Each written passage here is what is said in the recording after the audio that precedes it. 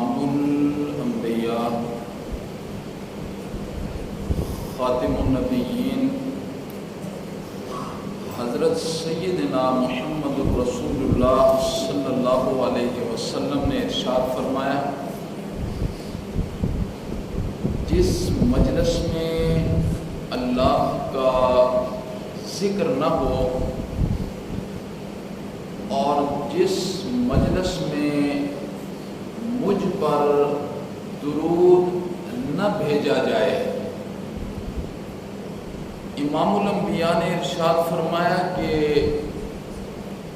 یہ لوگ، یہ مجلس قیامت والے دن وبال سے خالی نہیں ہے۔ آپ نے فرمایا چاہے اللہ اسے معاف کر دے یا سزا دے دے، یہ اس کی مرضی ہے۔ جس مجلس میں اللہ کی حمد و ثنا ہو اور امام الانبیاء حضرت سیدنا محمد رسول اللہ صلی اللہ علیہ وسلم پر درود و سلام ہو، وہ مجلس باعث سے برکت ہوتی ہے اور اللہ کے ہاں اس کی عبادت رائگانے جاتی ہے۔ دیکھیے، میں نے کل کے درس میں یہ بتایا تھا، علامہ ابن قیم نے اپنی کتاب میں کئی مقام لکھے ہیں کہ ان مقامات پر درود کا پڑھنا اللہ کے ہاں بڑا درجہ اور مقام رکھتا ہے۔ مسجد کے اندر داخل ہوتے ہوئے درود پڑھنا مستحب عمل ہے، مستحب ہے۔ یعنی کیسے پڑھنا ہے؟ بسم اللہ والصلاۃ والسلام علی رسول اللہ اللہم افتح لی ابواب رحمتک، یہ کیا ہے؟ مستحب ہے۔ اور ایسے ہی جب ہم مسجد سے باہر نکلیں گے، بسم اللہ والصلاۃ والسلام علی رسول اللہ اللہم انی اسألک من فضلک ورحمتک۔ امام الانبیاء نے ارشاد فرمایا کہ دنیا کے اندر کوئی عمل ایسا نہیں ہے، کوئی دعا ایسی نہیں ہے کہ بندے کو 100% یقین ہو کہ یہ اللہ کے ہاں درجہ قبولیت کو پہنچ جائے گی۔ کوئی دعا ایسی نہیں ہے، کوئی عمل ایسا نہیں ہے۔ آپ نے ارشاد فرمایا وہ محض اگر اللہ کے ہاں کوئی عمل ہے وہ درود پاک ہے۔ درود پاک ہے یعنی درود ایسا عمل ہے کہ کسی حال میں بھی اللہ رب العزت کے ہاں ناکامی نہیں ہے۔ یہ عمل ایسا ہے کہ اللہ رب العزت کے ہاں مقبول ہی مقبول ہے، قبول ہی قبول ہے بندے کا یہ عمل۔ اور جتنے بھی درود ہیں، احادیث میں بہت زیادہ درودوں کا ذکر ہے، سب سے افضل جو درود ہے نا اللہ کے ہاں، وہ وہی درود ہے جو ہم نماز میں پڑھتے ہیں، وہ وہی درود ہے جو ہم نماز میں پڑھتے ہیں۔ اور درود کا معنی کیا ہے؟ درود کسے کہتے ہیں؟ درود ایک دعا ہے۔ درود کیا ہے؟ یہ دعا ہے جو ایک ایک امتی اپنے مشفق اور مہربان پیغمبر کے لیے کر رہا ہوتا ہے۔ درود پاک ایک دعا ہے۔ چلیں اس کا میں ترجمہ بھی آپ کو بتا دیتا ہوں۔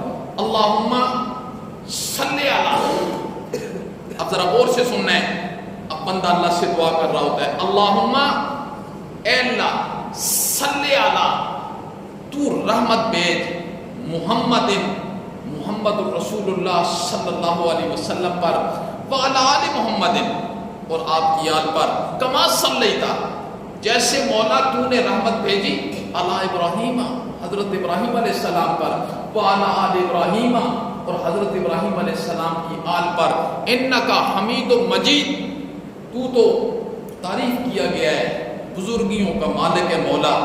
یہ کیا ہے؟ دعا ہے۔ اور دعا کرنے سے اب ہر ایک یہ جو امتی ہے یہ اس کے ذمہ ذمہ لگایا ہے امام الانبیاء نے، ایک ایک امتی اس کے پڑھنے سے جی اللہ رب العزت پڑھنے والے کے درجات کو بلند کریں گے۔ امام الانبیاء کے جو درجات اللہ نے بلند کرنے ہیں وہ تو ہو ہی رہے ہیں، ہر آن، ہر گھڑی، ہر لمحہ، ہر وقت بلند ہو رہے ہیں۔ لیکن کیا فرمایا؟ جو درود، پھر دیکھیں امام الانبیاء نے فرمایا کوئی دعا، کوئی عمل 100% قابل قبول نہیں ہے، لیکن جب انسان دعا کرے تو سب سے پہلے اس میں اللہ کی حمد و ثنا ہونی چاہیے، اللہ کی حمد و ثنا۔ اسی لیے ہم نماز میں جب سورہ فاتحہ شروع کرتے ہیں تو اس میں اللہ کی ثنا گوئیاں نہیں کرتے، الحمدللہ رب العالمین الرحمن الرحیم۔ تو جب بھی انسان دعا کے لیے ہاتھ اٹھائے تو پہلے اپنی حاجت کو پیچھے رکھے، اپنی ضرورت کو پیچھے رکھے، جھٹ اپنی ضرورت پر نہ پڑ جائے۔ حدیث کے اندر آتا ہے ایک صحابی رسول آئے اور انہوں نے دعا مانگنی شروع کی، دعا مانگنی شروع کی، ہاتھ اٹھائے تو کہاں سے شروع کیا؟ اللہم اغفر لی ورحمنی۔ امام الانبیاء نے فرمایا جلدی کر بیٹھے ہو، جلدی کر بیٹھے ہو، اس سے پہلے جی اللہ کی تعریف بیان کرتے اور پھر مجھ پر درود بھیجتے اور پھر آپ اپنی مقصد کی دعا کرتے، پھر اس کے بعد درود بھیجتے، اللہ آپ کی ساری حاجت کو پورا کر دیتا۔ امام الانبیاء نے ارشاد فرمایا کہ جب دعا کے شروع میں آپ درود پڑھیں گے اور دعا کے آخر میں درود پڑھیں گے تو یہ دونوں اوقات کو اللہ قبول کرے گا۔ اور امام الانبیاء نے فرمایا درمیان والی جو تم دعا کرو گے یہ شان رحیمی کے خلاف ہے کہ پہلی اور آخری دعا کو قبول کر لے اور درمیان والی دعا کو چھوڑ دے، یہ تو شان رحیمی کے مخالف بات ہے۔ اللہ رب العزت تو بڑی رحیم ذات ہے، بڑی کریم ذات ہے، تو اس سے آپ کو یہ پتہ چل جانا چاہیے کہ درود جو ہم پڑھتے ہیں یہ دعا ہے، یہ دعا ہے جو ہر امتی نے اپنے مشفق اور مہربان پیغمبر کے لیے کرنی ہے۔ ہر نماز کے اندر ہم تشہد کے اندر بیٹھ کر یہ دعا کرتے ہیں، پھر چلتے پھرتے انسان کو درود کا عمل اختیار کرنا چاہیے۔ اور ایک صحابی حضرت عبداللہ ابن مسعود فرماتے ہیں، حضرت عبداللہ ابن مسعود اس امت کے سب سے بڑے مفسر بھی ہیں، فقیہ بھی ہیں۔ حضرت عبداللہ ابن مسعود فرماتے ہیں ایک مرتبہ ایک مقام پر امام الانبیاء تھے، حضرت عمر بھی ان کے ساتھ ہیں، حضرت ابوبکر صدیق رضی اللہ تعالیٰ عنہ بھی ان کے ساتھ ہیں۔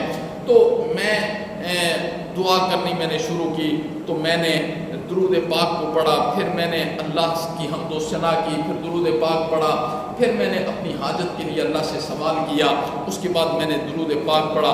تو امام الانبیاء نے مجھے فرمایا کہ عبداللہ جو حاجت تو نے اللہ کے سامنے رکھی ہے اللہ نے تیری حاجت کو پورا کر دیا، اللہ نے تیری حاجت کو پورا کر دیا ہے۔ تو دیکھیے ذکر کے لیے وضو کا ہونا بھی ضروری نہیں ہے، یہ اللہ کا کتنا بڑا احسان ہے، یہ کتنا بڑا احسان ہے۔ ذکر کرنے کے لیے وضو کا ہونا بھی ضروری نہیں ہے، نماز پڑھنے کے لیے وضو کا ہونا ضروری ہے، قرآن مجید کو ہاتھ لگانے کے لیے، قرآن مجید کو پکڑ کر اوپر سے دیکھ کے پڑھنے کے لیے تو وضو کا ہونا ضروری ہے۔